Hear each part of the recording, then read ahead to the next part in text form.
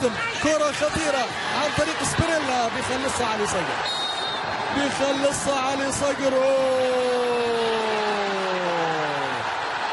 وفي الآن بطاقة حمراء، الآن بطاقة حمراء لعلي صقر حارس مرمى الإمارات بعد تدخله أيضا مع الكولومبي سبيريلا. إذا علي صقر يطرد في هذه اللحظات، علي صقر يطرد في هذه اللحظات، يطرد وبعد